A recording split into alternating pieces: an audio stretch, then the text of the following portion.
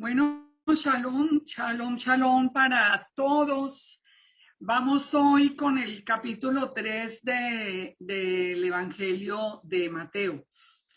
Este es un capítulo, este es un capítulo que de pronto va a ser algo muy, digamos que muy nuevo para muchas personas y yo sé que es un capítulo muy polémico. Es un capítulo que es por falta del entendimiento de todo el contexto de la escritura. Muchas personas se han alejado de Yeshua a causa precisamente del evento que vamos a ver en el día de hoy, que es la inmersión o el bautizo de Yeshua. ¿Por qué se bautizó Yeshua? Yo quiero pedirles a ustedes, sobre todo a las personas más nuevas, que vean, bueno, terminan de ver hoy el capítulo completo y después lo vuelvan a ver paso a paso, pensando, leyendo en su escritura, porque hoy vamos a ver mucha escritura. Una de las cosas más hermosas que este tema nos da es la certeza de que las escrituras, desde Génesis hasta Apocalipsis, son una. Todo está en un orden absolutamente perfecto. Todas estas personas hablando en contra del pacto renovado del Nuevo Testamento realmente es ignorancia absoluta de lo que está pasando en el contexto de las escrituras. Nosotros teníamos digamos que aprendimos una costumbre dentro del cristianismo que lo tenemos que erradicar de nuestra vida, que era sacar los versos de contexto, tomar un verso aislado y simplemente hacer una enseñanza con lo que se nos venía a la cabeza, pues, de hablar sobre el tema. Hoy vamos a tocar muchísimas escrituras. Yo sé que hoy va a ser un tema denso, muy denso, pero les pido que pongan mucha atención, porque lo que vamos a ver hoy nos va a cambiar la vida en un sentido muy especial. Si nosotros entendemos lo de hoy, yo les aseguro que jamás ustedes dejarán a Yeshua, le darán la espalda o pensarán que es un hombre cualquiera. Entender este capítulo, entender el bautismo de Yeshua, le da a uno la absoluta certeza de que sin Yeshua no hay salvación, no existe ninguna posibilidad de ser parte de ese remanente que va a reinar en el milenio.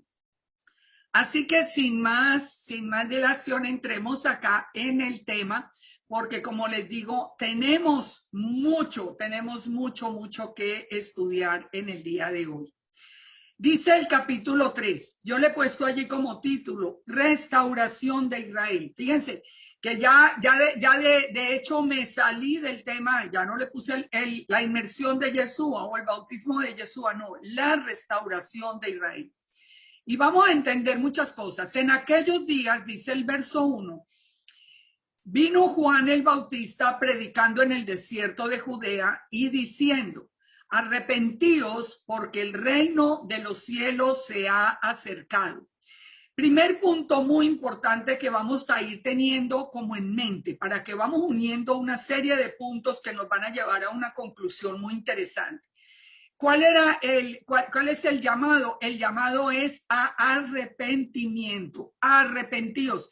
El reino de los cielos se ha acercado. ¿Qué quiere decir eso? ¿Qué quiere decir que se acercó el reino de los cielos? ¿Por qué se está acercando en ese día? ¿Por qué Juan el Bautista puede decir que el reino de los cielos se ha acercado? Dice el verso 3.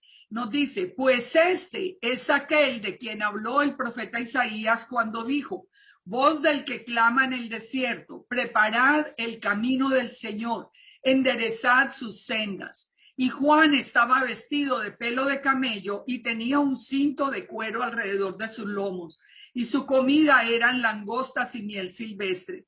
Y salía a él Jerusalén y toda Judea y toda la provincia de alrededor del Jordán, y eran bautizados por él en el Jordán, confesando sus pecados. Fíjense que aquí nomás, eso tal vez lo hemos leído muchas veces, pero muy rápido como sin pensar.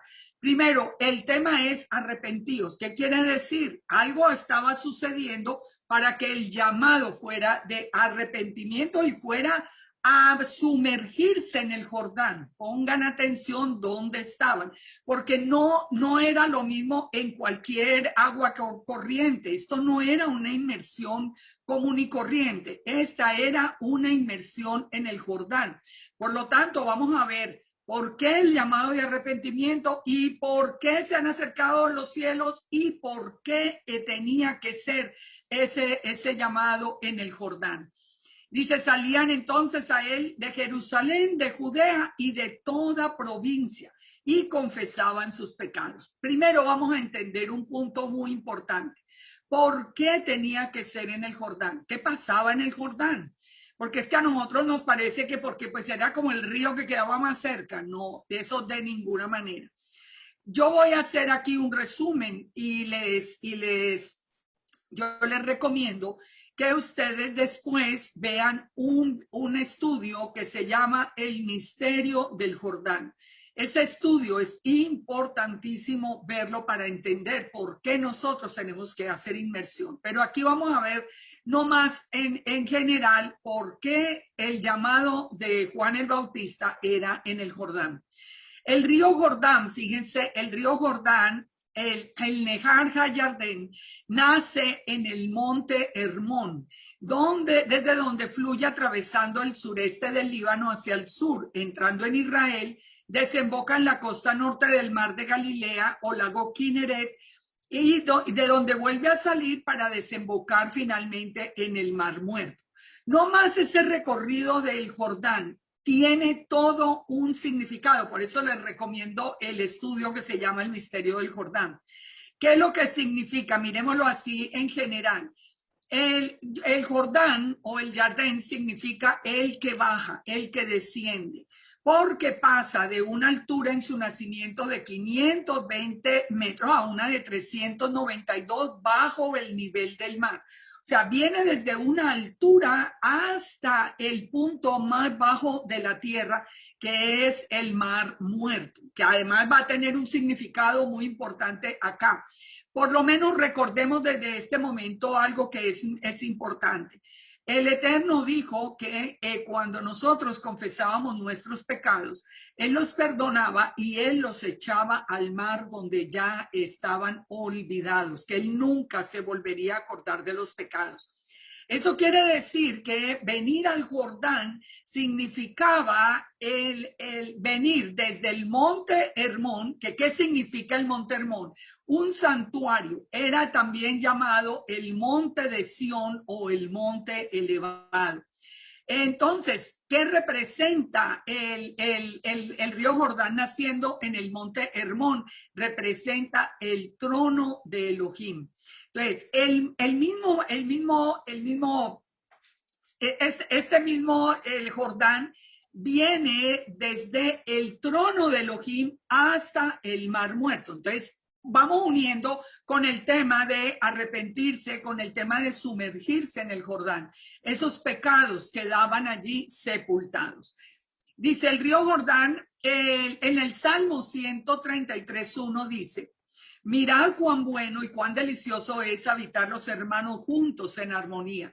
Es como el buen óleo sobre la cabeza, el cual desciende sobre la barba de Aarón y baja hasta el borde de sus vestiduras. Como el rocío de Hermón que desciende sobre los montes de Sión, porque allí envía Yahweh bendición y vida eterna. Entonces el Jordán representa descender desde el trono de Yahweh, bendición y vida eterna, hasta quedar sepultados los pecados en el mar. Al solo, dice acá también, nos dice en la palabra, dice, al solo sus ojos y vio la llanura del Jordán, que toda ella era de riego como el huerto de Yahweh, como la tierra de Egipto en la dirección de Zoar antes de que destruyese el Eterno a Sodoma y a Gomorra. O sea, todo era como la llanura del Jordán, era como el huerto de Yahweh. Ahora, el Jordán se considera bíblicamente la entrada a Israel, la entrada física y la entrada espiritual. ¿Dónde lo vemos? Deuteronomio 11:31. Porque vosotros pasáis el Jordán para ir a poseer la tierra que os da Yahweh vuestro Elohim, y la tomaréis y habitaréis en ella. Cuidaréis pues de cumplir todos los estatutos y decretos que yo presento hoy delante de vosotros. Entonces, volvamos al texto. ¿Está donde Juan el Bautista? Está en el Jordán. ¿Llamando a qué? Arrepentimiento. ¿Venían de dónde? Venían todos de la casa de Judá. Venían desde Jerusalén, desde las ciudades alrededor, venían allí a sumergirse en arrepentimiento. En el Jordán, ¿por qué? Porque era como un nuevo comienzo, era como volver a entrar otra vez a Israel. Ahorita vamos a entender por qué un nuevo comienzo. ¿Por qué este texto nos habla del principio del nuevo pacto? En el Jordán fue donde Jacob, después de dividir su familia en dos campamentos, peleó con el ángel. Esto es donde lo encontramos en Génesis 35, en el Génesis 35:9. Fíjense lo importante, Jacob viene con las dos casas. Allí es la primera vez que se separa la familia de Jacob en las dos casas, en los dos campamentos. Y allí también es donde recibe el nombre de Israel. En Génesis 32:22 nos dice que tomó sus dos mujeres, sus dos siervas y sus 11 hijos y pasó el vado de Jaboc. Y los tomó e hizo pasar el arroyo a ellos y a todo lo que tenía. Y allí se quedó Jacob solo y luchó con él un varón hasta que rayaba el alma. Jaboc, ¿qué significa? Vaciar. Un arroyo que cruza la cordillera de Galad y cae en el Jordán al este aproximadamente a medio camino entre el mar de Galilea y el mar Muerto. Entonces, entre el mar de Galilea y el mar Muerto son los dos campamentos. Allí es donde pelea con el ángel. Allí es donde recibe el nombre de Israel, que significa el que lucha con Dios y vence. En el Jordán es donde se recibe la Torá como constitución de Israel. ¿Dónde lo encontramos? En Deuteronomio 27:1. Ordenó Moisés con los ancianos de Israel al pueblo diciendo: guardaréis todos los mandamientos que yo os prescribo hoy. Y el día que pases el Jordán a la tierra que Yahweh tu Elohim te da, levantarás piedras grandes y las revocarás con cal y escribirás en ellas todas las palabras de esta Torá cuando hayas pasado para entrar en la tierra que Yahweh tu Elohim te da, tierra que fluye leche y miel, como Yahweh, el Dios de tus padres, te ha dicho. Entonces, fíjense el significado que tiene el punto físico donde nos encontramos en el día de hoy. Estamos hablando de la entrada otra vez, como volver al principio, volver a entrar, volver a retomar la Torá, volver a entrar en pacto, pedir perdón por todos los pecados, que esos pecados fueran olvidados. En Segunda de Reyes, Elías fue enviado al Jordán. Si ustedes leen todo el texto, no tenemos hoy el tiempo, pero si ustedes leen todo el tiempo, antes de ser llevado Elías, el Eterno le ordena que vaya al Jordán. Y con él, ¿quién va? Eliseo. Él dice: aconteció que yendo ellos y hablando, he aquí un carro de fuego con caballos de fuego apartó a los dos, y Elías subió al cielo en un torbellino. Todo esto pasó después de que Elías con su manto golpeó las aguas del Jordán y las aguas se separaron a un lado y al otro y ambos pasaron en seco. O sea, hubo una transición. Recordemos esto: cuando Moisés muere exactamente antes de entrar a la tierra prometida. En el Jordán se hace la transición de Moisés a Josué. Aquí vemos otra transición muy importante, que es la de Elías a Eliseo. Y ya sigue todo el texto diciendo lo que pasaba en el momento en que Elías fue llevado fue llevado al cielo y dice, y alzó el manto de Elías, Eliseo, y volvió y se paró a la orilla del Jordán y tomando el manto de Elías, golpeó las aguas y dijo, ¿dónde está Yahweh, el Dios de Elías? Así que hubo golpeado del mismo modo las aguas, se apartaron a uno y otro lado y pasó Eliseo. Ese apartarse de las aguas es como que el Eterno da la entrada a Israel de nuevo. Siempre pensamos en el Jordán como la entrada. Ahora, fíjense esto. En todo el relato del Tanakh, nosotros vemos también que el Eterno anticipó la entrada de los gentiles o de los extranjeros a través de Naamán, el general del ejército del rey de Siria, que dice que era un varón grande delante de su señor y lo tenía en alta estima, porque por medio de él había dado Yahweh salvación a Siria. Este era un hombre valeroso en extremo, pero estaba leproso.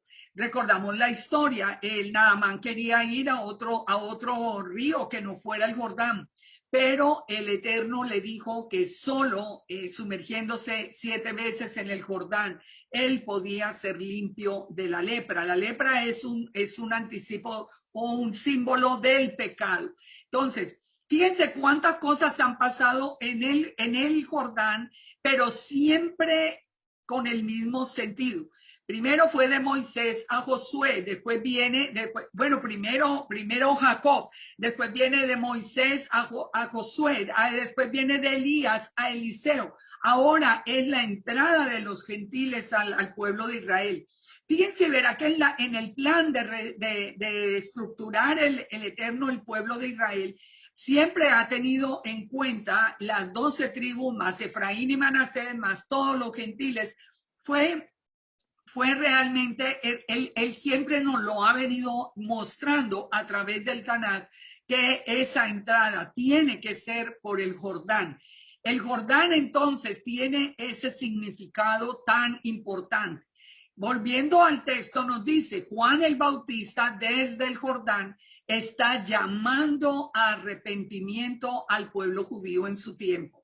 ¿Qué les decía? Arrepentíos porque el reino de los cielos se ha acercado. Vamos a poner hasta aquí, no voy a seguir todavía con Mateo, porque vamos a seguir con el segundo punto muy importante antes de entrar en el texto. Ya entendimos el Jordán, ahora vamos a entender por qué Juan el Bautista y por qué hace referencia a Isaías 40. Muchas veces ya hemos estudiado a través de otros textos que Isaías 40 es el inicio del nuevo pacto, es el inicio de todo ese tiempo nuevo con Yeshua, donde qué es lo que estaba anunciado. Fíjense y verán, vamos a leerlo, pero pongan atención a cada palabra. Consolaos, consolaos, pueblo mío, dice vuestro Elohim. Hablad al corazón de Jerusalén. Decidle a voces que su tiempo es ya cumplido, que su pecado es perdonado, que doble ha recibido de la mano de Yahweh por todos sus pecados. ¿Se dan cuenta? ¿Qué pasó con el antiguo pacto? El antiguo pacto, recuerden que el antiguo pacto se rompe por el pecado de Israel con el becerro de oro.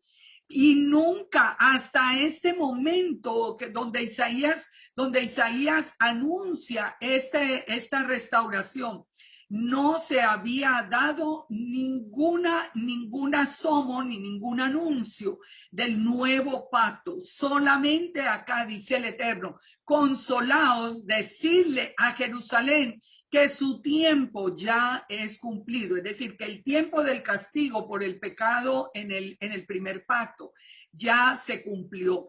Esto es muy importante porque entonces aquí nos cita a Juan el Bautista en el verso 3. Es decir, nosotros sabemos que Juan el Bautista es el cumplimiento del verso 3. Voz, porque dice el profeta Isaías, va a aparecer una voz que clama en el desierto. Preparad camino a Yahweh, enderezad calzada en la soledad a nuestro Elohim. Dice, todo valle sea alzado y bájese todo monte y collado, lo torcido se enderece y lo áspero se allane. ¿De qué nos habla eso? De arrepentimiento. Voz que clama en el desierto es que preparen el camino. Otra vez vuelve a empezar el pacto con Israel. Ese pacto que fue anunciado a través del profeta Jeremías, ahora se va a iniciar esa restauración de Israel. Enderecen la calzada, las mismas palabras de Juan el Bautista. Arrepentidos, todo valle sea alzado, es decir, lo que a mí me faltaba por obedecer, lo obedezco, me quito toda desobediencia de encima, me bajo todo monte y collado, lo torcido, lo enderezo, lo áspero se allana. Ahí tiene que haber un cambio, pero un cambio muy poderoso en la vida de cada uno de nosotros. ¿Y qué va a pasar entonces cuando empiece ese proceso de arrepentimiento? Dice, se manifestará la gloria de Yahweh y toda carne juntamente la verá porque la boca de Yahweh ha hablado. Miren, no hay un texto más claro para hablar de Yeshua que ese verso 5. Se va a manifestar la gloria de Yahweh. ¿Qué dijo Yeshua? Que él era la gloria de Yahweh desde antes de la creación. El mismo Yeshua lo dijo, te doy gracias, Padre, por aquella gloria que tuve contigo antes de que el mundo fuese. Y dice, y toda carne juntamente la verá. Pues claro, está hablando del nacimiento de Yeshua. Cuando todos vieron a Yeshua, que es la gloria de Yahweh. Todos los que estaban allí en ese tiempo lo vieron. Dice, porque la boca de Yahweh ha hablado. ¿Qué nos dice a nosotros Juan 1? Que Yeshua es la palabra de Yahweh. La boca ha hablado. O sea, no, como les digo, es un texto que absolutamente nos habla de Yeshua. Vos que decía, da voces, y yo respondí, ¿qué tengo que decir a voces? O sea, ¿qué es lo que hay que anunciar ahora que se va otra vez a renovar el pacto? Que toda carne es hierba y toda su gloria como flor del campo. Ya vamos a entender por qué estas palabras. ¿Por qué empieza el Eterno diciendo? ¿Qué es lo que tengo que decir? Le dice esa voz que clama en el desierto. Y le dice, dile a la gente que el ser humano realmente al lado del Eterno es como hierba. Su gloria es como flor del campo. Nosotros somos como los siervos de Elohim. ¿Qué hay detrás de la persona que olvida esto? Todo un comportamiento de orgullo, de envanecimiento, yo no necesito al Eterno, yo solamente puedo hacer eso. Algo que nosotros vamos a ver que se presenta en este mismo evangelio y que hoy lo vamos a entender más claro. Dice, sigue diciendo el Eterno, pero la hierba se seca y la flor se marchita porque el viento de Yahweh sopló en ella. Ciertamente como hierba es el pueblo. Sécase la hierba, marchítase la flor, mas la palabra del Eterno, del Dios nuestro, permanece para siempre. Entonces le dice, súbete sobre un monte alto, anunciadora de Sión. Levanta tu voz, anunciadora de Jerusalén. Levántala, no temas, di las ciudades de Jerusalén. Ved aquí al Dios vuestro. O sea, esa gloria que todos iban a ver, ese es el Dios nuestro. Porque, ¿qué nos dice la palabra también? Como nos lo confirma, por ejemplo, Pablo en Colosenses, nos dice que Yeshua es la imagen visible de Elohim. Nosotros no podemos ver a Elohim, nadie lo puede ver sin morir, pero él tiene una imagen visible que es Yeshua. Y nosotros, dice, ved aquí al Dios vuestro. He aquí que Yahweh el Señor vendrá con poder y su brazo señoreará. ¿Quién es Yeshua también? Es la mano derecha del Padre, es el brazo del Padre. Su recompensa viene con él y su paga delante de su rostro. Como pastor apacentará su rebaño. ¿Cómo se identificó Yeshua siempre? Como el buen pastor. Él mismo lo dijo, yo soy el buen pastor, el que da la vida por sus ovejas. En su brazo, dice, llevará los corderos y en su seno los llevará y pastoreará suavemente a las recién paridas. Fíjense, todo esto nos habla de Yeshua. No, lo podemos ver en cada una de las palabras de Pablo en este caso. Podemos ver confirmado lo que estaba anunciado acá, de que aparecería Yeshua y que todo ojo lo vería. ¿Quién midió las aguas? Sigue diciendo el Padre. Recuerden, él le está diciendo, él sabe que el pecado es orgullo. Y entonces él dice, ustedes son, el ser humano es como hierba. Dice, pero dice, ahora va a hablar de él mismo. Dice, ¿quién midió las aguas con el hueco de su mano y los cielos con su palmo, con 3 dedos junto al polvo de la tierra? Y pesó los montes con balanza y con pesas los collados. ¿Quién enseñó al espíritu de Yahweh o le aconsejó enseñándole? ¿A quién le pidió consejo para ser avisado? ¿Quién le enseñó el camino del juicio? ¿Le enseñó ciencia o le mostró la senda de prudencia? He aquí que las naciones le son como la gota de agua que cae del cubo y como menudo polvo en las balanzas le son estimadas. He aquí que hace desaparecer las islas como polvo. Ni el Líbano bastará para el fuego, ni todos sus animales para el sacrificio. Como nada son las naciones delante de él, y en su comparación serán estimadas en menos que nada. Es decir, el Eterno está haciéndole notar que para volver a sellar ese pacto, esas personas que vienen en arrepentimiento ahora tienen que poner sus ojos en el Santo de Israel, en el Todopoderoso Creador del cielo y de la tierra. Dice, entonces, ¿a qué haréis semejante a Dios? ¿A qué imagen le compondréis? El artífice prepara la imagen de talla, el platero les tiende el oro, funde cadenas de plata. El pobre escoge para ofrecerle madera que no se apolille. O sea, no son las imágenes. No sabéis, dice el 21, no habéis oído. Nunca os lo han dicho desde el principio. No habéis sido enseñados desde que la tierra se fundó. Él está sentado sobre el círculo de la tierra, cuyos moradores son como langostas. Él extiende los cielos como una cortina, los despliega como una tienda para morar. Él convierte en nada a los poderosos y a los que gobiernan la tierra los hace como cosa vana, como si nunca hubieran sido plantados, como si nunca hubieran sido sembrados, como si nunca su tronco hubiera tenido raíz en la tierra. Tan pronto como soplan ellos se secan y el torbellino los lleva como hojarasca. ¿A qué me haréis semejante? Dice el Eterno. Levantad vuestros ojos, mirad al que creó todas las cosas. Mírenme a mí, dice el Eterno. Yo soy el creador, el que saca y cuenta su ejército. A todas las llama por su nombre. Ninguna faltará. Tal es la grandeza de su fuerza y el poder de su dominio. ¿Por qué dices, Jacob, y hablas tú, Israel? Mi camino está escondido de Yahweh y de mi Dios pasó el juicio. Aquí ya vemos el pecado que había en ese momento. El pecado en el momento y en el momento en que Juan el Bautista está llamando a arrepentimiento. Les dice, ¿por qué estás diciendo, Israel? Ah, no, Yahweh ni me ve, no, él no me ve, ya, él no me va a juzgar. No has sabido que el Dios eterno es Yahweh, el cual creó los confines de la tierra.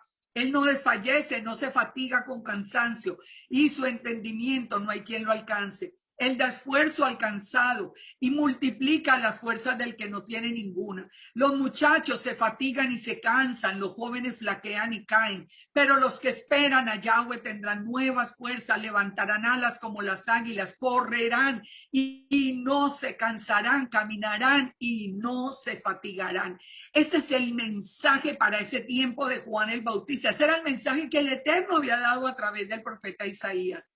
Les había dicho, mire, reconozcan que ustedes son como hierba del campo. Reconozcan que el Eterno es el único, el creador, el todopoderoso, el santo de Israel. Es que vuelvan sus ojos otra vez al Eterno. Ese es el mensaje que viene en la profecía. Ahora entonces volvamos a Mateo para que veamos el contraste. ¿Por qué les leí todo este capítulo? Al ver que muchos de los fariseos y de los saduceos venían a su bautismo, les decía, generación de víboras, ¿quién os enseñó a huir de la ira venidera? Aquí está hablando Juan el Bautista, le está diciendo, ¿por qué le dice a los fariseos y a los saduceos eso?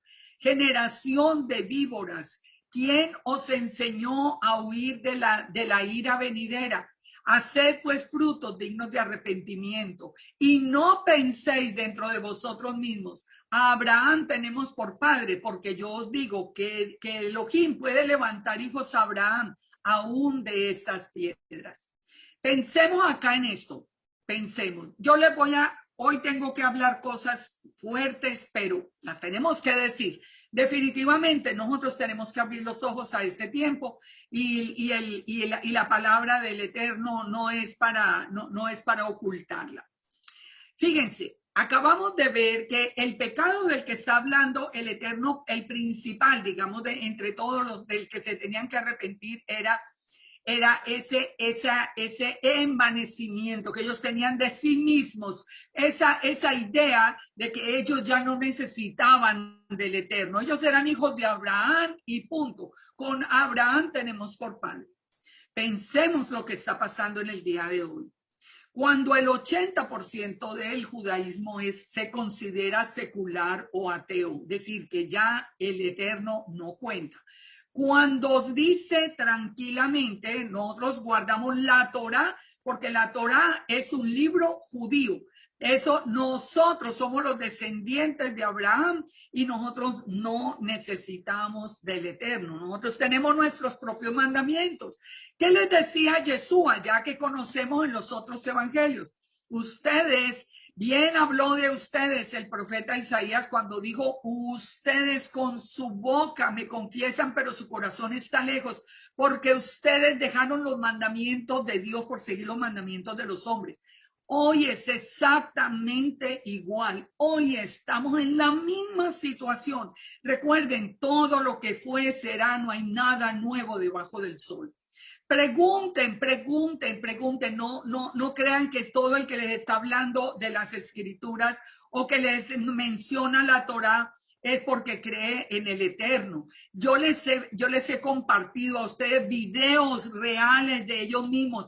Los que se llaman judíos humanistas no creen en el Eterno. Los que se llaman seculares no creen en el Eterno. Simplemente porque son los descendientes de Abraham, entonces con eso es suficiente. Y el Eterno no tiene cabida en su corazón. Por eso se ha vuelto más importante el Talmud que la Torá. Por eso la Torá dentro del judaísmo es para ignorantes. El Talmud ya es para los que están estudiando algo más, que son las enseñanzas de los hombres. Entonces, fíjense, unamos todo esto. Entonces, por eso es que Juan el Bautista les dice a los fariseos y a los saduceos, él está con ellos, él los conoce y les dice, generación de víboras, ¿quién os enseñó a huir de la ira venidera? O sea, ¿cómo que ya no hay juicio? Recuerdan las mismas palabras que el Eterno dijo a través de Isaías. Y dice el verso 10, y ya también el hacha está puesta a la raíz de los árboles. Por tanto, todo árbol que no da buen fruto es cortado y echado en el fuego. Esto es también para hoy, porque este es el mensaje que viene desde Juan el Bautista, que todo este tiempo de restauración de Israel comienza con el milagro del sacerdote Zacarías cuando se le anuncia el nacimiento de Juan el Bautista, hasta nuestros días, que es la restauración, el nacimiento de Yeshua 6 meses después de Juan el Bautista. Entonces, aquí son las mismas palabras porque estamos viendo el mismo tiempo de restauración. El hacha está puesta a la raíz de los árboles. El árbol que no da buen fruto es cortado. Olvídense, el que deja al Eterno por seguir a los hombres simplemente es cortado. ¿Qué puede creer que es que no, que Abraham, Isaac, Jacob, porque somos aquí, no necesitamos del Eterno? Pues no, el hacha está puesta a la raíz. Y dice, yo a la verdad, dice Juan, os bautizo en agua para arrepentimiento. Pero pongan atención, pero el que viene tras de mí, o sea, está hablando ya de Yeshua, ¿Recuerdan? Voz que clama en el desierto y verán la gloria de Dios y todo ojo lo verá, toda carne lo verá.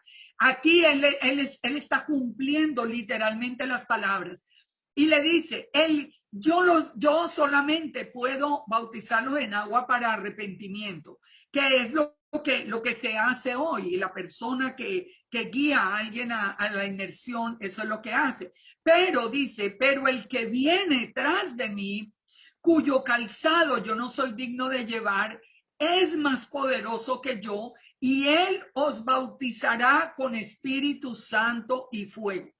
Con Espíritu Santo y fuego. Esto es lo que viene de Yeshua. ¿Cuál es la obra del Espíritu Santo? El Espíritu Santo viene a nuestra vida y nos transforma. ¿Por qué? Porque pone la Torá en el corazón, porque nos saca de la vida de pecado, porque nos saca del mundo, porque nos transforma realmente. Ese bautizo del Espíritu Santo es el que hace que nosotros lo sigamos y lo amemos con todo el corazón. Ese solamente cuando tenemos la presencia del Rúa de santidad. Da tristeza y da dolor ver cuántas personas hoy, cuántas personas, si se habla del Espíritu Santo, ay, no, es que no ha podido salir de la iglesia cristiana, ay, por favor, es como si la palabra del Eterno no tuviera ningún valor ni tuviera ninguna correspondencia en nuestra vida. Personas llenas solamente de palabra de hombre y en una ignorancia absoluta de la Escritura. Dice entonces Juan, que de ese que viene tras de mí, que es Yeshua, dice que él tiene el aventador en su mano y limpiará la era y recogerá el trigo en el granero y quemará la paja en fuego que nunca se apagará. Es lo que está haciendo el Eterno, lo que viene haciendo desde entonces y lo está haciendo hoy, separando el trigo de la cizaña, separando el trigo de la paja. El trigo lo va a guardar en el granero. Yo creo que tan pronto vamos a ver nosotros ese segundo éxodo. Vamos a ver nosotros ese remanente recogerse, porque esa es la promesa que iba a hacer Yeshua. El aventador está en su mano, él vino a limpiar la era. El que cree en él, como dice la Escritura, o el que sigue creyendo en palabras de los hombres. Y dice que los separará. Entonces dice aquí ya llega Yeshua. Y dice, entonces Yeshua vino de Galilea a Juan al Jordán para ser bautizado por él. De nuevo, ¿por qué vino hasta el Jordán? ¿Por qué vino a Juan el Bautista? Ya vamos a ver todo esto. Pero recordemos, el Jordán es como otra vez el principio. Es como volver a empezar. Yeshua hizo la inmersión en el Jordán como una manera de comenzar todo ese proceso del nuevo pacto y el principio de lo que sería en este tiempo el segundo éxodo. Entonces dice, Juan se le oponía diciendo, yo necesito ser bautizado por ti y tú vienes a mí. Entonces Yeshua le respondió, deja ahora, porque así conviene que cumplamos toda justicia. Estas palabras las vamos a analizar y miren lo que significan estas palabras. Deja así porque conviene que cumplamos toda justicia. Uno entiende que a través de la palabra y el llamado de Juan el Bautista era arrepiéntanse de sus pecados.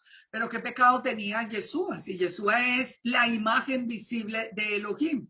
Él no puede tener ningún pecado. Él es Isaías 53, el siervo sufriente, que nunca, él no tiene naturaleza humana para pecar. Entonces, ¿qué era lo que estaba haciendo allí en el Jordán? ¿Qué es lo que está pasando con él? ¿Qué tipo de bautizo, qué tipo qué evento se está llevando a cabo en ese momento? Recuerden que vimos ahora que allí es donde Jacob recibe el nombre de Israel, que allí es donde Moisés le entrega la autoridad a Josué.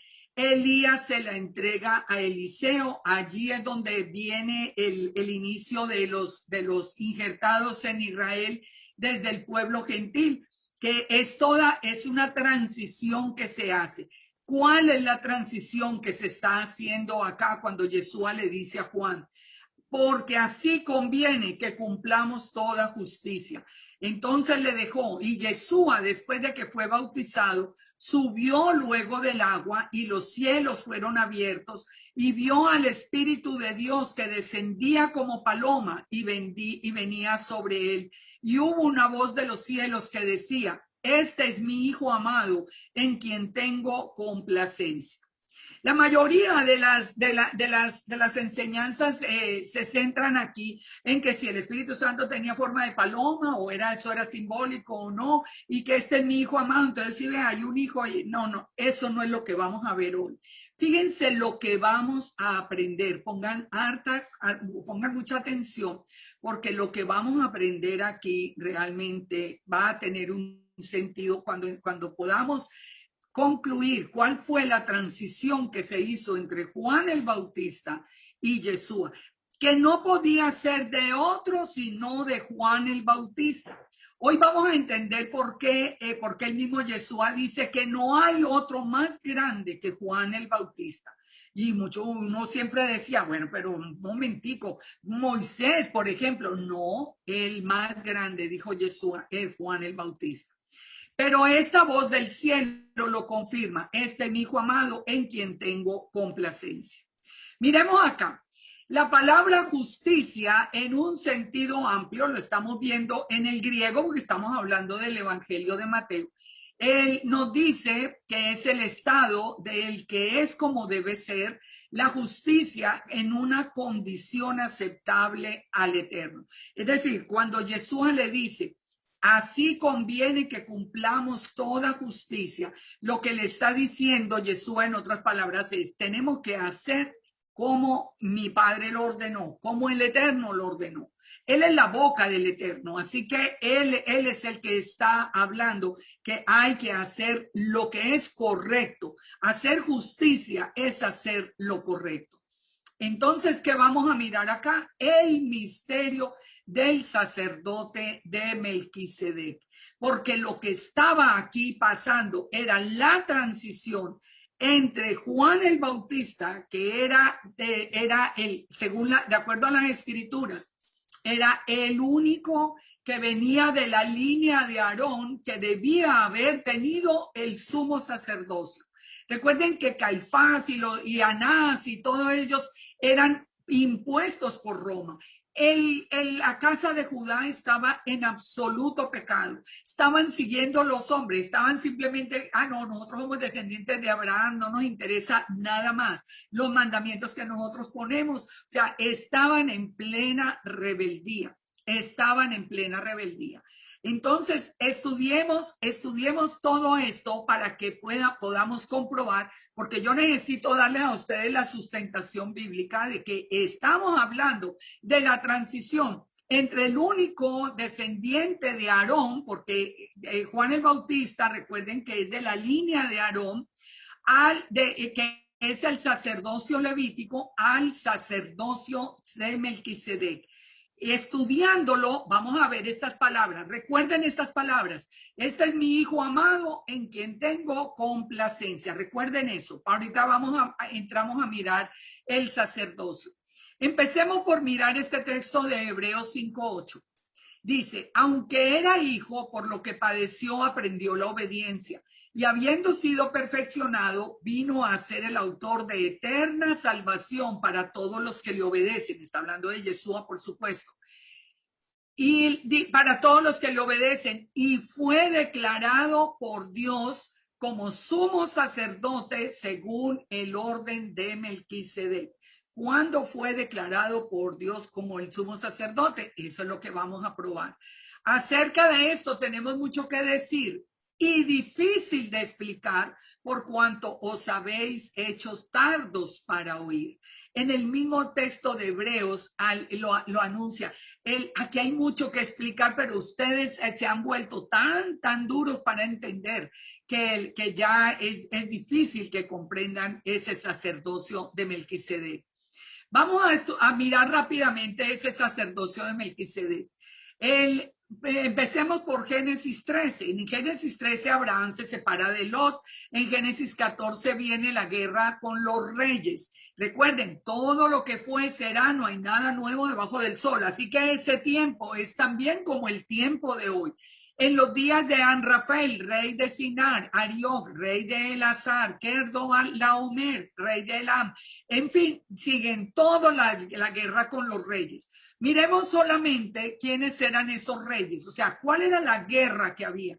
Amrafel, él dice como el que es el rector de la oscuridad, dice el rey de Sinar, que fue el que escribió el código de Hammurabi.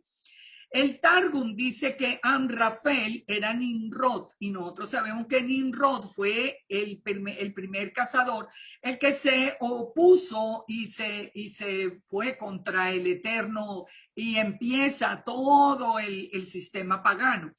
El Nimrod es un prototipo de Hasatán.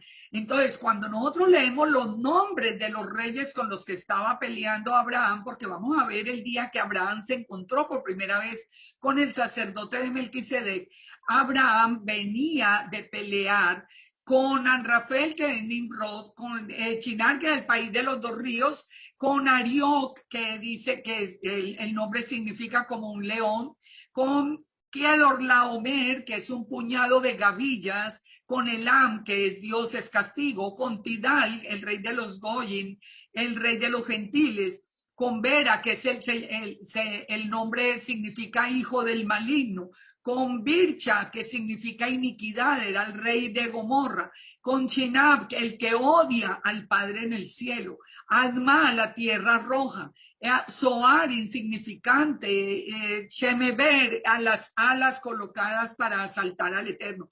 ¿Por qué estoy trayendo todo esto? Para que veamos en el contexto ese tiempo con este tiempo de ahora y con el mismo tiempo en el de Yeshua. Está el mundo en pleno pecado. Aquí está Abraham luchando contra todos estos reyes.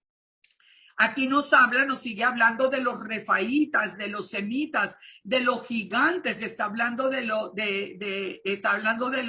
nefilim. O sea, todo este tiempo, como el tiempo de Noé y como el tiempo de ahora también. O sea, fíjense y verá toda la correspondencia, pero sigamos acá. Él dice en el Génesis 13:14, Abraham oyó que su pariente estaba prisionero. Ellos habían tomado prisionero a Lot y armó los criados y salió contra ellos. Bueno, recobró de todo, recobró los bienes, recobró a Lot, sus bienes, las mujeres y la demás gente. Y cuando volvía de la derrota de Kedorlaomer y de los reyes que con él estaban, salió el rey de Sodoma a recibirlo al valle de Sabe, que es el valle del rey. Pero dice, Melquisedec, el rey de Salem y sacerdote del Dios Altísimo, sacó pan y vino. ¿Quién es este Melquisedec? El rey de Salem, sacerdote del Dios Altísimo. Aquí es donde aparece ese sacerdocio eterno, ese sacerdocio del cielo. Y ahí trae en su mano algo que nosotros podemos reconocer con Yeshua, que es el pacto del pan y del vino. Y le bendijo diciendo, bendito sea Abraham del Dios Altísimo, creador de los cielos y la tierra, y bendito sea el Dios Altísimo que entregó los enemigos en tu mano y le dio a Abraham los diezmos de todo. Entonces, Abraham con un pequeño grupo, pero con la ayuda del Todopoderoso, derrotó la maldad de la tierra. Esto nos tiene que a nosotros que animar y dejarnos muy en claro. Cuando nosotros nos enfocamos en quién es Melquisedec y quién apareció allí, aparece Melquisedec. Melquisedec es el rey de justicia, es el sacerdote del eterno Elohim. Es rey y es sacerdote de Salem. Es rey y sacerdote al mismo tiempo. ¿Qué es Salem? Salem viene también de la raíz Shalem o Shalom, En el Targum nos dice que era el rey de Jerusalén. Jerú era la antigua palabra cananea para la ciudad y Salem era la ciudad de paz. Por eso Jerusalén significa la ciudad de paz.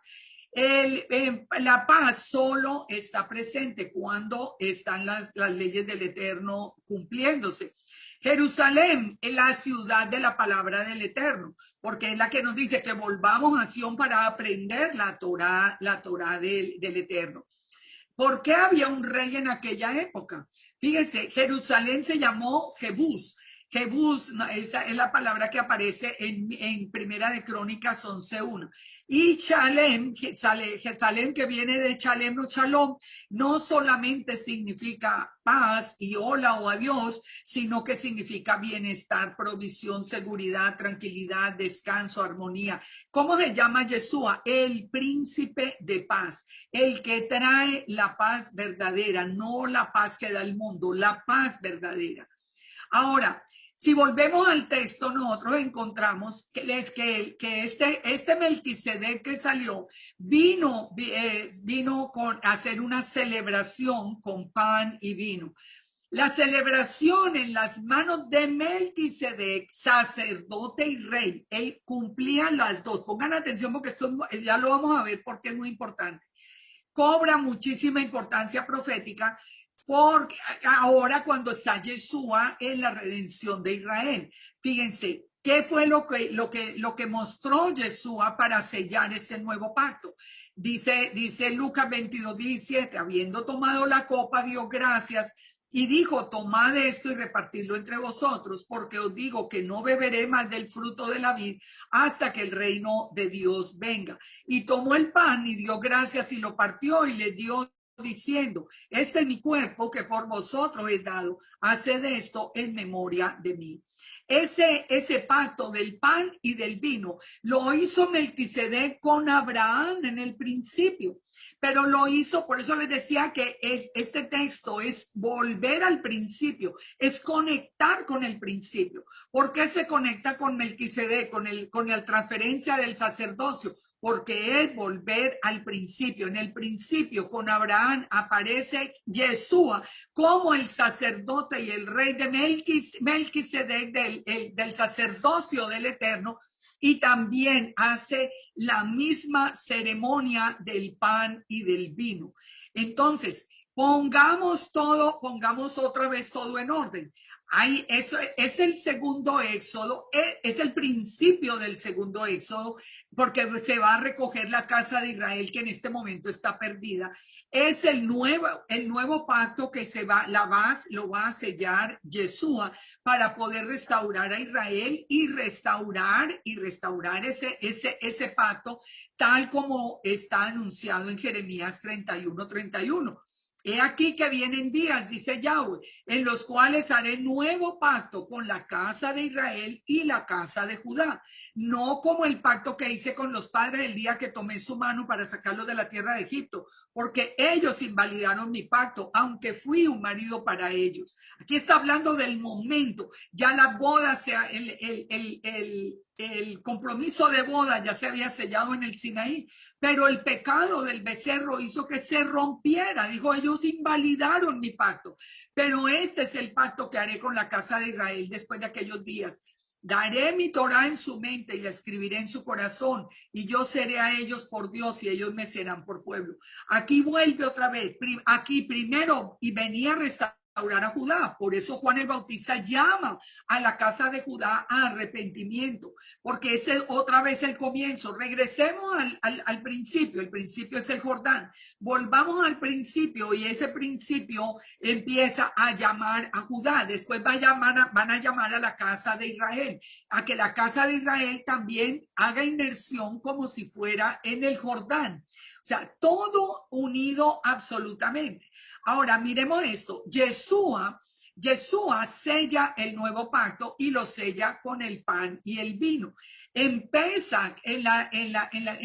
Recuerden que hay 4 copas que están asociadas a la salida de Egipto. Por eso les digo, primer éxodo, segundo éxodo. Todo absolutamente en ese ciclo que hemos aprendido que es el pensamiento del Eterno, el ciclo de que todo lo que fue será, no hay nada nuevo debajo del sol.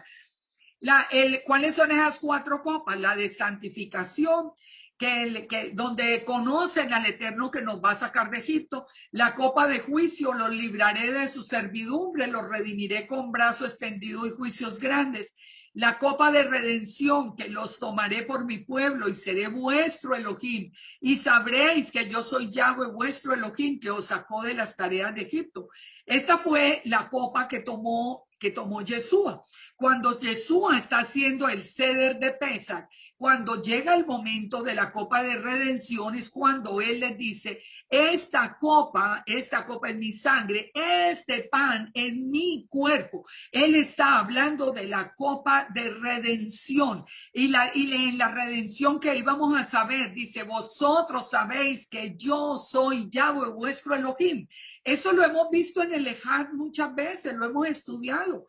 Cuando Yeshua dice, por ejemplo, cuando yo sea levantado en la cruz, ustedes sabrán que yo soy, que yo soy. ¿Quién es el gran yo soy? Es el Eterno. O sea, son cosas que nosotros vemos cumplidas en la palabra. No tenemos que añadir, no tenemos que quitar, no tenemos que inventar, no tenemos que mencionar que por allá alguien se inventó tal cosa. Nada. Ustedes no han visto aquí sino escrituras. Y fíjense, y la copa de la alabanza, que es la que va a tomar Yeshua ya cuando regrese en el reino. Entonces, fíjense que también el pan que él levantó era el matzá, que es sin levadura, sin pecado, y que está lleno de agujeros, de perforaciones, porque él herido fue por nuestras rebeliones, molido por nuestros pecados, y por su llaga fuimos nosotros sanados, como dice Isaías 53. Se dan cuenta que todo cuadra perfecto, todo queda en su sitio. No hay ni un solo detalle que uno pueda decir, bueno, pero ¿por qué pasó tal cosa? Todo absolutamente perfecto, porque nosotros tenemos un Elohim perfecto. Melquisedec, entonces, decíamos, es sacerdote y es rey. Es un sacerdocio mayor que el sacerdocio levítico, porque es celestial y es eterno. Ahora, recordamos esas palabras, este es mi hijo amado. Ahora vamos a estudiar el Salmo 110. Miren lo que dice el Eterno acerca del sacerdocio de Melquisedec. Salmo 110. Yahweh dijo a mi Señor, siéntate a mi diestra hasta que ponga a tus enemigos por estrado de tus pies. ¿Quién es el que llama a David mi Señor? A Yeshua. Recuerden que David habló con Yeshua. Compró los terrenos del templo con Yeshua. Él lo vio como el ángel de Yahweh, pero era el mismo Yeshua, la imagen visible de Elohim. Y lo llama mi Señor. Yahweh dijo a mi Señor, siéntate a mi diestra. ¿Quién es el que está sentado a la derecha hasta que ponga a todos los enemigos bajo sus pies? Pues Yeshua. Entonces, por eso el Eterno, cuando viene esa transferencia del sacerdocio de Levítico al sacerdocio de Melquisedec, es cuando el Padre recuerda este salmo diciendo, este es mi hijo amado, es el que está a mi diestra, él es el sacerdote. Y fíjense cómo lo confirma. Yahweh enviará desde Sión la vara de tu poder, domina en medio de tus enemigos. Le dice, tu pueblo se te ofrecerá voluntariamente en el día de tu poder. Nosotros escogimos voluntariamente venir a Yeshua. No, a nosotros nadie nos obligó, ni nadie lo sigue obligando. El que quiera dejar a Yeshua, allá él lo que se perdió, pero nosotros, el pueblo, se le ofrece voluntariamente. En la hermosura de la santidad, desde el seno de la aurora, tienes tú el rocío de tu juventud. Es decir, que hay eternidad, que Él es eterno, Yeshua es eterno, como lo confirma Miqueas 5, que nos dice que Él es desde la eternidad. Yeshua no puede ser un hombre, es que no puede ser, esa es la necedad más grande y la ignorancia más grande que yo he podido ver desde principio a fin. El mismo Salmo, no, el mismo Salmo 110 no lo está diciendo. Entonces dice el verso 4, juró Yahweh y no se arrepentirá. Este es juramento de Yahweh. Recuerden esa palabra porque ahorita la vamos a ver, muy importante. El juramento de Yahweh. ¿Cuál es el juramento? Yahweh nunca juró para hacer el sacerdocio levítico. En cambio, sí juró. Dice, juró Yahweh y no se arrepentirá. O sea, no va a dar marcha atrás. Tú eres sacerdote para siempre. Leolam para siempre, según el orden de Melquisedec, según el rey de justicia. ¿Qué fue lo que dijo Yeshua a Juan? Tenemos que cumplir con toda justicia. Está hablando de lo mismo. El Eterno, para empezar ese nuevo pacto, Él lo empieza y desde el principio va con esa promesa que está hecha. Aquí está hablando David. David es el que está anunciando que el Eterno no se va a arrepentir y el sacerdocio para siempre va a ser en el orden de Melquisedec. Y dice, el Señor Adonai está a tu diestra, quebrantará a los reyes en el día de su ira. La profecía de cuando venga Yeshua, ¿qué va a hacer? Quebrantar a los reyes en el día de su ira. Juzgará entre las naciones, las llenará de cadáveres, quebrantará la cabeza de muchas tierras. Esto es lo que nosotros estamos esperando que venga Yeshua a hacer juicio en el mundo, que está absolutamente en rebeldía contra el Eterno. Entonces, fíjense, todo esto nos lleva a comprender lo que es la importancia de ese sacerdote de Melquisedec, del sacerdocio de Melquisedec, que al mismo tiempo es sacerdote y es rey. Fíjense acá, cuando el Eterno, hablemos de Israel, el Eterno, ¿qué tarea le dio al sacerdote? Enseñarán a mi pueblo a hacer diferencia entre lo santo y lo profano. Les enseñarán a discernir entre lo limpio y lo no limpio. En Números 1:50 dice, pondrás a los levitas en el tabernáculo del testimonio y sobre los utensilios y sobre todas las cosas que les pertenecen. Ellos llevarán el tabernáculo, los enseres, servirán a él y acamparán alrededor del tabernáculo. Cuando el tabernáculo haya de trasladarse, los levitas lo desarmarán y cuando el tabernáculo se detenga, los levitas lo armarán. Es decir, los sacerdotes estaban para enseñar y para hacer todas las funciones dentro del tabernáculo. Inicialmente, fíjense que el plan del Eterno era que Israel nunca tuviera un rey, sino que tuviera el sacerdocio para como dirigiendo y el Eterno como rey. ¿En donde lo encontramos? Deuteronomio 17:8. Cuando él viene diciendo, vendrás a los sacerdotes levitas, al juez que hubiera en aquellos días y preguntarán, ellos te enseñarán la sentencia de juicio. O sea, la idea era, el Dios de Israel es el rey de Israel, pero los sacerdotes son los que van a enseñar, son los que van a hacer juicio. Y dice, y harás según la sentencia que te indiquen los del lugar que Yahweh escogiere y cuidarás de hacer lo que te manifiesten. Es decir, le da toda autoridad a los sacerdotes. Según la ley que te enseñen y el juicio que te digan, harás. O sea, plena obediencia al sacerdocio levítico. El hombre que procediere con soberbia, no obedeciendo al sacerdote que está para ministrar delante de Yahweh tu Elohim, o al juez, morirá y quitarás el pecado, el mal del medio de Israel. Y todo el pueblo oirá y temerá y no se ensoberbecerá. Cuando hayas entrado a la tierra que Yahweh tu Elohim te da, ahora ya le dice, esto fue en todo el camino, pero de aquí ya le dice el Eterno, le dice, cuando hayas entrado a la tierra que Yahweh tu Elohim te da y tomes posesión de ella y la habites y digas, voy a poner un rey sobre mí como todas las naciones. O sea, el Eterno sabía que una vez que entraran a la tierra prometida, ellos iban a querer un rey como las naciones, no al Eterno.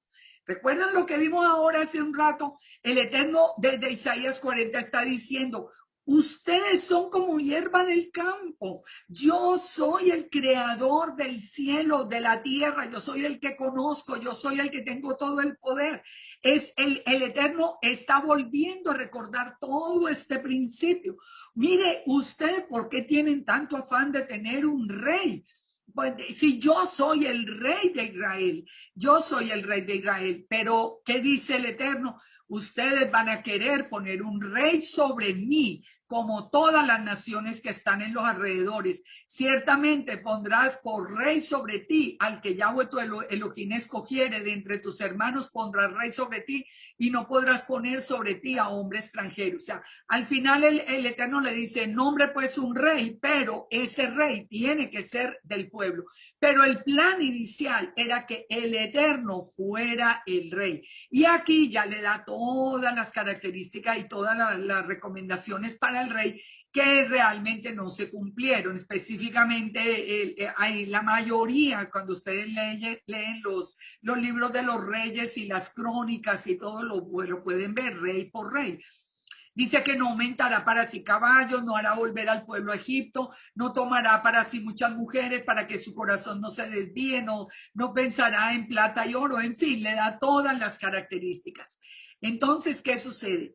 El Eterno, el plan inicial, resumámoslo, el plan inicial era, el Eterno es el rey y hay un sacerdocio levítico. Pero esto no funcionó porque ya vimos lo que pasó con los reyes. El Eterno entonces, él saca el sacerdocio de Melquisedec, que a la vez es sacerdote y es rey. Ese sacerdocio de Melquisedec se cumple en Yeshua. Porque Yeshua, vino Yeshua y Yeshua, así como los sacerdotes nos enseñó a separar lo santo de lo profano. Yeshua sanó los leprosos, esa era labor de los sacerdotes. Pero Yeshua en su tiempo fue aclamado como rey y viene como rey de reyes. Y mientras todo este tiempo que no hay templo, ahora ya entendemos por qué no hay templo, porque se hizo la transición entre Juan el Bautista con su sacerdocio de Aarón y con el sumo sacerdocio de Aarón al sumo sacerdocio de Melquisedec. Por eso, antes de morir Yeshua, cuando Caifás, que era impuesto por Roma, que no era un descendiente legal de la casa de Aarón, cuando Caifás rompe sus vestiduras, se destituye, como ya finalmente se acaba el sacerdocio en el orden de Aarón. Queda únicamente el sacerdocio de Melquisedec, que Yeshua lo puso en obra, digamos, en el tiempo en que Yeshua estuvo acá, enseñando la palabra, que era función de sacerdotes, sanando leprosos, que era función de sacerdotes, pero Yeshua mismo fue aclamado como rey en ese momento. Ahora, entonces miremos acá, miremos el paralelo ya entre Mateo 3 e Isaías 40. Dice que en aquellos días vino Juan el Bautista predicando en el desierto de Judea diciendo arrepentidos porque el reino de los cielos se ha acercado. ¿Se ha acercado por qué? Pues porque se había separado por el pecado en el primer pacto. Pues este es aquel de quien habló el profeta. O sea, ya nosotros ya lo vimos, este es Juan el Bautista. Cuando fue a comenzar, este es como el resumen para que les quede claro.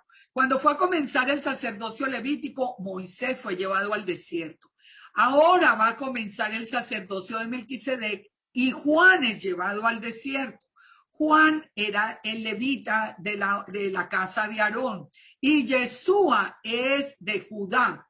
Ahorita vamos a ver qué pasa con eso, porque muchos dicen, pero es que Yeshua no es de la casa de Leví, ahorita vamos a ver. Estaban en el Jordán, que ya vimos lo que significa. Ya vimos cuando en el verso 11 le dice que el que viene es más poderoso que yo, tiene un sacerdocio mayor. Juan el Bautista entendió que el sacerdocio de Yeshua era mucho mayor. Ustedes no se han preguntado por qué Juan el Bautista, siendo primo de Yeshua, por qué murió tan rápido. No podía existir, no podían estar los dos sacerdocios al tiempo. No podía estar el descendiente legal el descendiente legal de Aarón y el sacerdote de Melquisedec, que era Yeshua. Por eso primero muere Juan el Bautista muy rápido y después Caifás, como les dije, se destituye como sacerdote al romper sus vestiduras. Entonces dice en el verso 15, Yeshua le respondió: cumplamos toda justicia. Ya vimos, el Melquisedec es el rey de justicia. Moisés entonces pasó el liderazgo a Josué. Elías se lo pasó a Eliseo en el Jordán, en el mismo sitio. Juan se lo pasa a Yeshua, el sacerdocio mayor. En el Jordán termina el desierto y comienza la tierra prometida. Ese paso del Jordán es el inicio del camino. Yeshua, después de que fue bautizado, dice que subió y ya vimos cómo lo confirma con el Salmo: este es mi Hijo amado, el que tengo aquí a la derecha del trono. Yeshua entonces fue ungido de lo alto. No fue ungido con aceite físico, fue ungido con el Espíritu Santo, con el Espíritu de santidad. Ahí entonces nosotros podemos entender, cuando nosotros entendemos esto que pasó ese día, entonces podemos entender estas palabras. Por ejemplo, Juan 1:29. Al siguiente día vio Juan a Yeshua que venía a él y dijo: he ahí el Cordero de Dios, el que quita el pecado del mundo. Él ya lo anuncia, él lo anuncia, oficiando un sacerdocio como Cordero quitando el pecado del mundo. Dice Juan, este es aquel de quien yo dije: después de mí viene un varón, el que era antes de mí, porque era primero que yo. ¿Quién nació primero? Juan el Bautista. A los 6 meses nació Yeshua. Pero ¿por qué dice Juan que era anterior? Porque Juan sabía que Yeshua era eterno, porque Yeshua es el sacerdote de Melquisedec, es la imagen visible de Elohim. Eso era absolutamente claro para Juan. No le conocía, dice, pero para que fuese manifestado a Israel, por eso vine yo bautizando con agua. También dio Juan testimonio diciendo: vi al Espíritu que descendía del cielo y permaneció sobre él. Aquí está confirmando lo que pasó el día de la transición de los dos sacerdocios.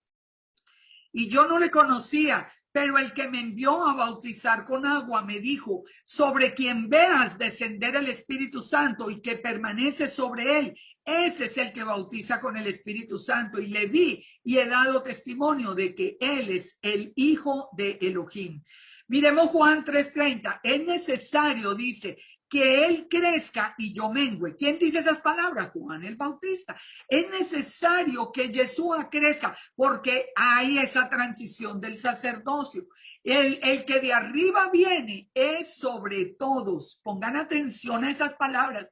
Él estaba reconociendo que Yeshua venía del cielo. El que de arriba viene sobre todo. El que es de la tierra es terrenal y cosas terrenales habla. Pero el que viene del cielo es sobre todos, y lo que vio y oyó, eso testifica, y nadie recibe su testimonio. El que recibe su testimonio, ese atestigua que Elohim es veraz.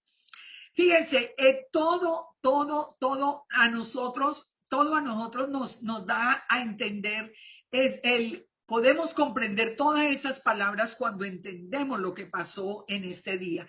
Entendemos también, por ejemplo, Mateo 11. Vamos a adelantarnos a Mateo 11. Dice: cuando Yeshua terminó de dar instrucciones a los 12 discípulos, se fue a enseñar y a predicar en las ciudades de ellos. Y al oír Juan en la cárcel los hechos de Yeshua, le envió 2 de los discípulos para preguntarle: ¿eres tú aquel el que había de venir o esperaremos a otro? Respondiendo Yeshua le dijo: id y hacer saber a Juan confirman las cosas que oís y veis. Los ciegos ven, los cojos andan, los leprosos son limpiados, los sordos oyen, los muertos son resucitados. ¿Cómo confirmar? ¿Estaría dudando Juan? No. Juan quería era que la gente entendiera quién era Yeshua. Juan estaba absolutamente claro. Entonces Yeshua le manda a decir con los mismos que vinieron. Él es quién? Él es el Mesías realmente. Los ciegos ven, los cojos andan, los leprosos son limpiados, los sordos oyen, los muertos son resucitados, y a los pobres es anunciado el evangelio, y bendecido el que no haya tropiezo en mí. Mientras se iban, comenzó Jesús a decir de Juan a la gente: ¿qué salisteis a ver al desierto? ¿Una caña sacudida por el viento? ¿O qué saliste a ver? ¿O un hombre cubierto de vestiduras delicadas? He aquí que los que llevan vestiduras delicadas en la casa de los reyes están. ¿Pero qué salisteis a ver? ¿A un profeta? Sí, os digo, más que un profeta, porque este es de quien está escrito: he aquí yo envío mi mensajero delante de tu faz, él preparará el camino delante de ti. Fíjense esa relación entre Juan y Yeshua, esa transición donde ellos sabían exactamente la parte del plan que se estaba cumpliendo. Y por eso dice en el verso 11: de cierto os digo, entre los que nacen de mujer no se ha levantado otro mayor que Juan el Bautista, pero el más pequeño en el reino de los cielos mayor es que él. Desde los días de Juan el Bautista hasta ahora, dice Yeshua, el reino de los cielos sufre violencia y los violentos lo arrebatan. Lo mismo de hoy, hasta hoy, desde ese tiempo hasta hoy. ¿Desde el tiempo de quién? De Juan el Bautista. ¿Por qué? Porque él es el principio. Él es el que nos devolvió al principio. Él es el que nos devolvió al Jordán. Él es el que nos devolvió otra vez a la transición. Él es el que nos devuelve otra vez a la profecía de Isaías 40. El perdón, el consuelo para Israel y la restauración de Israel. Dice: ¿a qué compararé esta generación? Es semejante a muchachos que tocan. Bueno, ya ahí sigue. Vino Juan, que no comía ni bebía, y dicen: demonio tiene. Vino el Hijo del Hombre, que come y bebe, y dice: he aquí un hombre comilón y bebedor. O sea, a la gente ni le interesa realmente lo que está pasando. Lo mismo que nosotros vemos hoy. Ahora, pero Yeshua había sido también anunciado como rey. Fíjese, aquí cumplía todo lo del sacerdocio, pero había sido anunciado también como rey. Zacarías 9:9: alégrate, hija de Sión, da voces de júbilo, hija de Jerusalén. Tu rey vendrá a ti, justo y salvador, humilde y cabalgando sobre un asno, sobre un pollino, hijo de asna. ¿Cuándo se cumplió? Se cumplió en Mateo 21, cuando Yeshua entra sobre el asno que representa Efraín. Ya sabemos todo ese tema tan hermoso. Pero cuando entra a Jerusalén y es aclamado como rey, es aclamado como el Mesías, como el hijo de David. Él en ese momento se cumple, pero había sido anunciado por Zacarías que el que vendría sobre ese asno era el rey de Israel. En Mateo 2:2, ¿qué preguntaron? Lo vimos la semana pasada. ¿Qué preguntaron los sabios de Oriente? ¿Dónde está el rey de los judíos que ha nacido? Nació el rey de los judíos, sacerdote y rey al mismo tiempo. Sacerdote y rey. Eso es absolutamente indispensable que se cumpla en Yeshua. En Mateo 27, Yeshua estaba en pie delante del gobernador y le preguntó: ¿eres tú el rey de los judíos? Y Yeshua le dijo: tú lo dices. Le dijo: sí, soy el rey de los judíos. Yeshua es el sacerdote en el orden de Melquisedec. Hasta hoy intercede por nosotros. Por ejemplo, en el día de Yom Kippur, él es el que está intercediendo por nosotros, pero es el rey de Israel. Y no dijo: yo lo voy a hacer en el futuro. No, le dijo: tú eres el rey de los judíos. Y le dijo: sí, yo soy. Nosotros sabemos que por esa causa le pusieron sobre la cruz ese letrero que siempre nos ha traído a nosotros tanta enseñanza. Yeshua, el rey de los judíos. Yeshua Hanosrib Hamelech HaYehudim. Es el Yud Hei Bab Hei. ¿Qué había dicho Yeshua? Cuando yo soy levantado, ustedes sabrán que yo soy. Y lo pusieron porque las letras siendo que estaba hablando de Yeshua, Hanosri, Bemele, Hayehudim, pero eran Yud, Hei, Bab, Hei, lo que había sobre la cabeza de Yeshua. Terminemos entonces y resumamos todo esto en unas palabras de Hebreos para que ustedes vean confirmado todo lo que hemos estudiado hasta acá. Y ya con eso terminamos. Hebreos 5:1. Porque todo sumo sacerdote tomado de entre los hombres es constituido a favor de los hombres en lo que a Dios se refiere, para que presente ofrendas y sacrificios por los pecados. ¿Sí? Aquí en eso cumplió también Yeshua.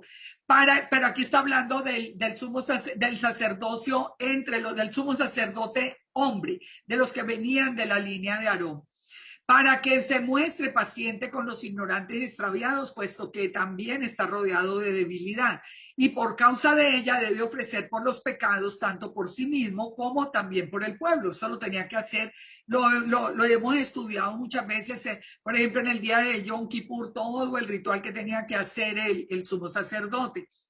A nadie toma para sí esta honra, sino que es llamado por Dios, como lo fue Aarón. Así tampoco Yeshua se glorificó a sí mismo, haciéndose sumo sacerdote, sino que lo hizo el que le dijo: tú eres mi hijo, yo te he engendrado hoy. ¿Se dan cuenta por qué las palabras ese es mi hijo amado es la confirmación del sacerdocio de Melquisedec? Está probado aquí en Hebreos.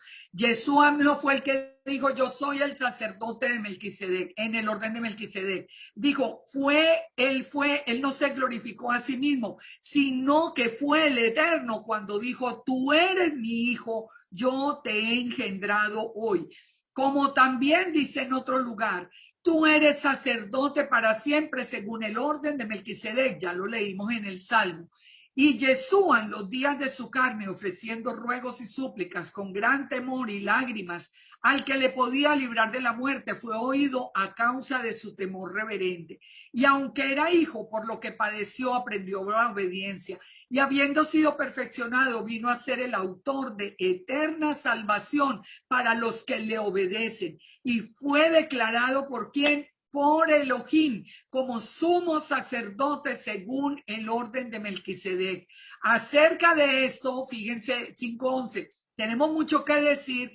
Es difícil de explicar, por eso les decía en un principio que este es un tema difícil, yo sé, pero dice: por cuanto os habéis hecho tardos para oír, porque debiendo ser ya maestros después de tanto tiempo, tenéis necesidad de que os vuelva a enseñar cuáles son los primeros rudimentos de la palabra de Dios, y habéis llegado a ser tales que tenéis necesidad de leche y no de alimento sólido.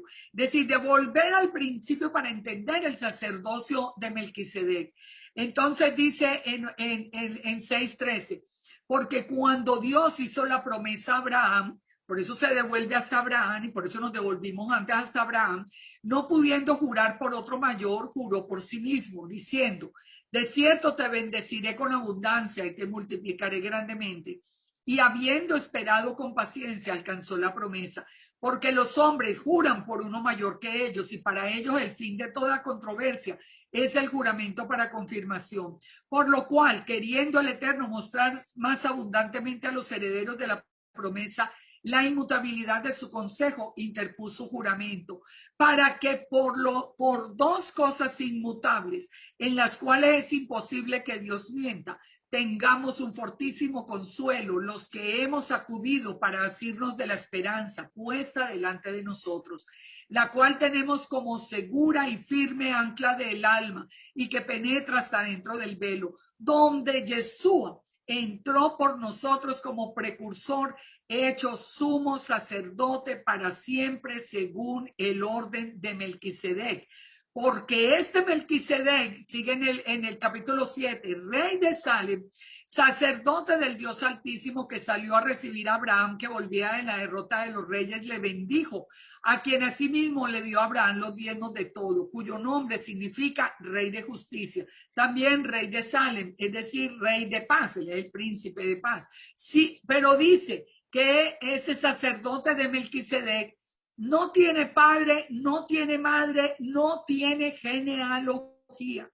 Ustedes ven por qué yo insisto tanto que por favor se alejen de quien les está diciendo que Yeshua es hijo de José y es hijo biológico de José y de Miriam. No puede ser, no puede ser, porque hoy no hay sacerdocio levítico, ni lo va a volver a ver. Ahora vamos a ver la prueba. El sacerdocio de Aarón no vuelve, aunque vuelva al templo, pero fíjense esto, no, el que va a ser el sacerdote para siempre es el sacerdocio de Melquisedec, pero ese sacerdote de Melquisedec no tiene padre, no tiene madre, no tiene genealogía, no tiene principio de días, no tiene fin de la vida, sino que es hecho semejante al Hijo de Dios y permanece sacerdote para siempre. El único que lo puede cumplir es quien Yeshua, que es eterno, que es la imagen visible de Elohim, que es su palabra, que es su brazo derecho, que es simplemente es esa emanación de luz de Elohim del primer día, pero no tuvo un padre, es eterno, no va a tener fin, no tiene esa genealogía. Entonces, fíjense, si nosotros entendemos el rol de Yeshua, hasta el día de hoy, desde Juan el Bautista hasta el día de hoy y hasta que regrese, nosotros jamás vamos a darle la espalda a Yeshua, porque entendemos que, miren esto, dice, considerad cuán grande era este, a quien aún Abraham el patriarca dio los diezmos del botín. Ciertamente los que de entre los hijos de Leví reciben el sacerdocio tienen mandamiento de tomar del pueblo los diezmos según la ley, es decir, de sus hermanos, aunque estos hayan salido de los lomos de Abraham. Considerad cuán grande era este, a quien Abraham el patriarca dio los diezmos del botín. Entonces dice, pero aquel cuya genealogía no es contada entre los levitas, entre ellos, tomó de Abraham los diezmos y bendijo al que tenía las promesas, y sin discusión alguna el menor es bendecido por el mayor. Y ciertamente los diezmos, reciben los diezmos hombres mortales, pero allí uno de quien da testimonio de que vive. Y por decirlo así, en Abraham pagó el diezmo, también Leví, que recibe diezmos, porque aún estaba en los lomos de su padre cuando Melquisedec le salió al encuentro. Si la perfección fuera por el sacerdocio levítico, porque bajo él el pueblo recibió la ley, ¿qué necesidad habría de que se levantase otro sacerdote en el orden de Melquisedec? Entendamos esto, que es muy importante. Ustedes pueden ver ahora por qué nunca se ha levantado de nuevo el templo.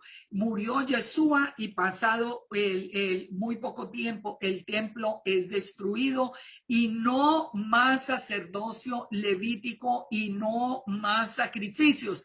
¿Por qué? Porque ya venía en ese nuevo pacto la perfección. La perfección. Dice que si la perfección hubiera sido por los sumos sacerdotes del orden de Aarón, pues no hubiera tenido Yeshua la necesidad de venir según el orden de Melquisedec y que no fuese llamado según el orden de Aarón, porque cambiado el sacerdocio es necesario que haya un cambio de ley. ¿Cuál es el cambio de ley? No que se cambió la Torá, sino que el sacerdocio levítico se le entrega al sacerdocio de Melquisedec lo que hizo Juan el Bautista, el único descendiente directo de Aarón en ese momento, para a Yeshua, que era el sacerdote de Melquisedec.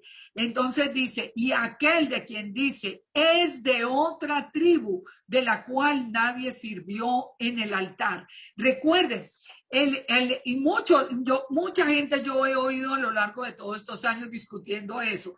Ya, Yeshua no puede ser el sacerdote de Melquisedec porque él no es de la tribu de Leví, no es que lo dice muy claro, es el sacerdocio de Melquisedec, nació, es de otra tribu, el cual nos sirvió en el altar, porque manifiesto es que nuestro Señor vino de la tribu de Judá, de la cual nada habló Moisés tocante al sacerdocio.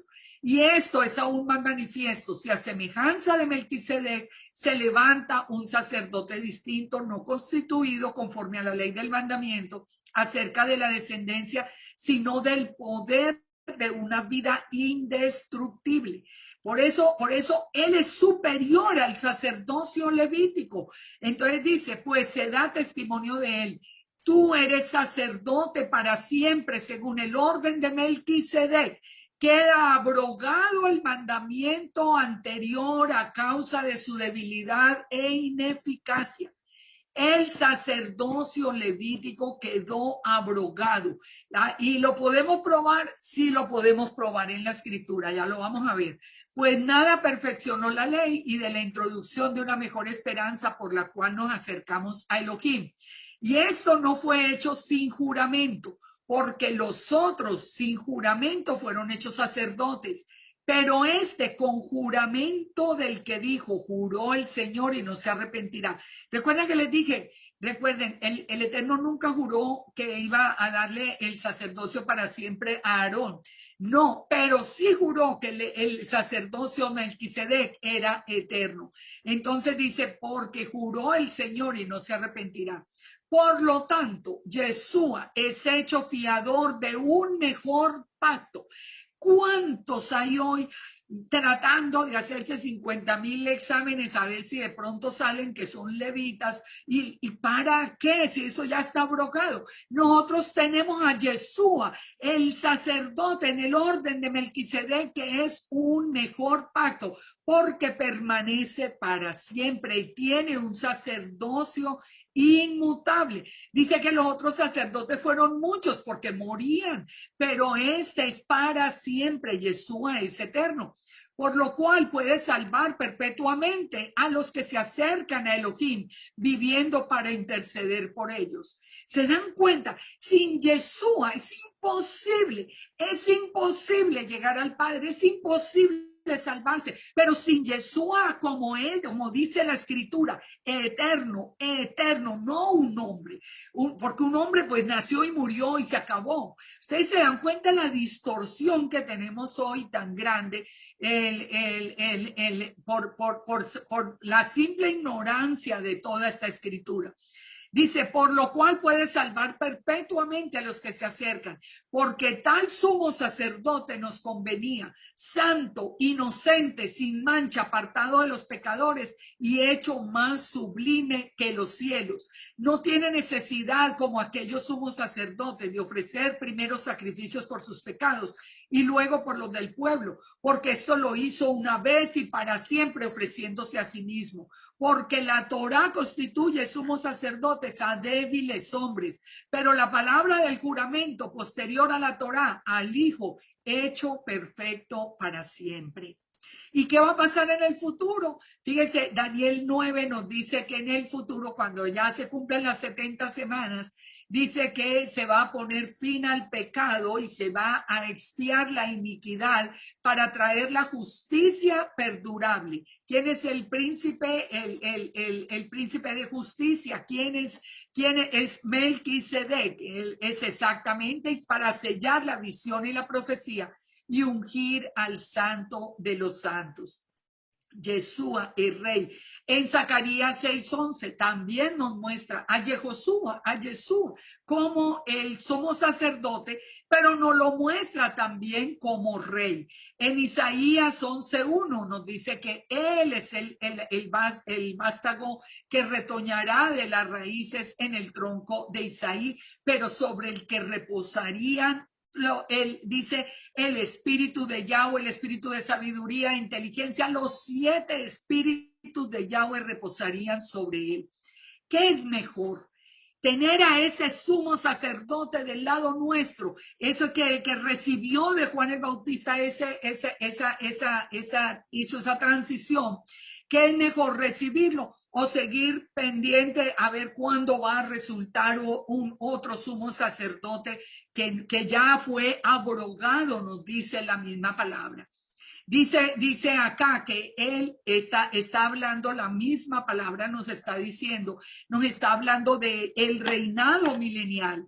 no está hablando todo el capítulo de Isaías 11, nos está hablando del reinado milenial.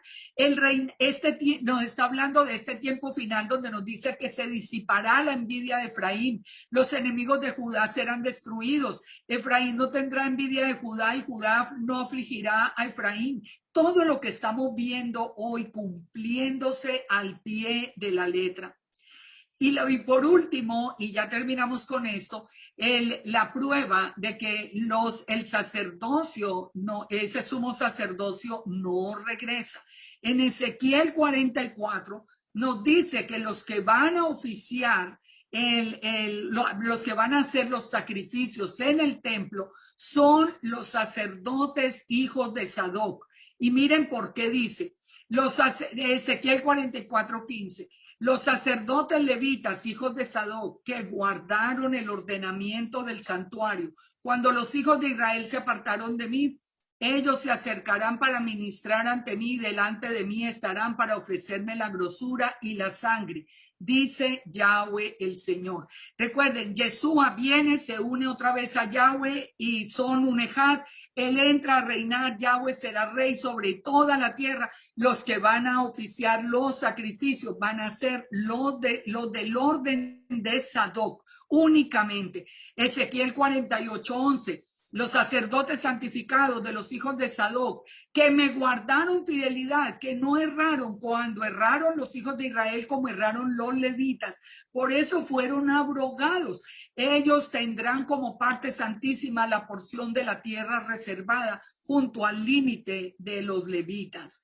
Y para terminar, el mismo Yeshua dice en Apocalipsis 1:5, y de Yeshua, el testigo fiel, el primogénito de los muertos, el soberano de los reyes de la tierra, el que nos amó y nos lavó de nuestros pecados con su sangre y nos hizo reyes y sacerdotes para Elohim su Padre. A él sea gloria e imperio por los siglos de los siglos.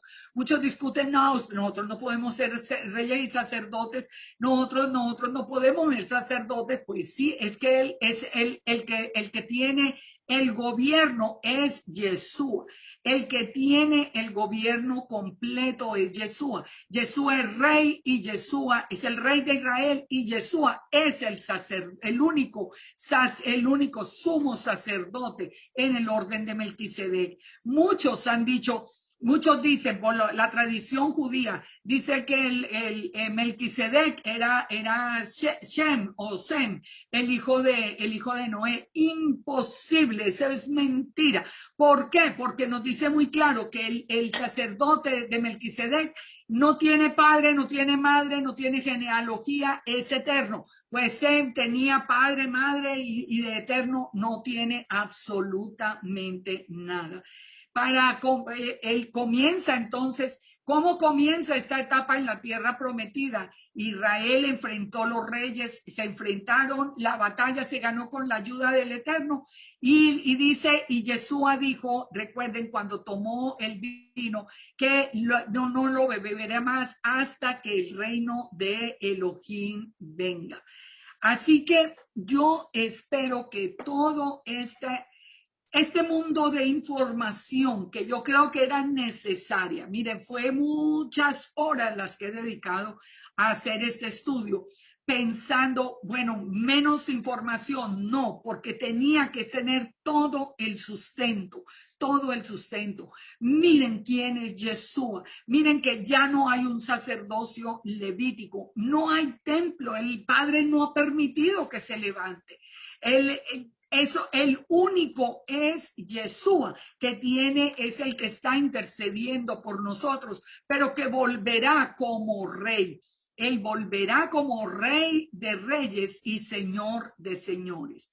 Así que, ¿qué pasó? Espero que hubiéramos entendido por qué qué transferencia hubo en esa inmersión, la misma que hubo de Elías, Eliseo, de todo lo que vimos hoy, una transferencia en el Jordán, el principio de este último tiempo, el principio de la restauración de Israel y una restauración que está ya próxima a terminar, según estamos viendo las señales de los tiempos. Bueno, continuamos la próxima semana con este Evangelio de Mateo.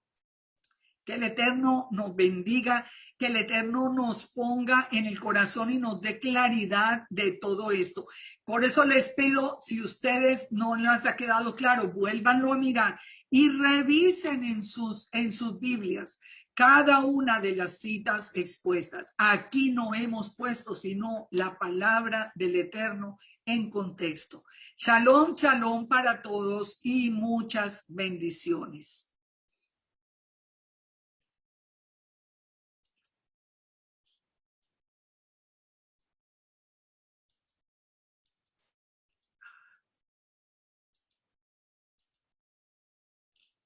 Oh, yeah, yeah.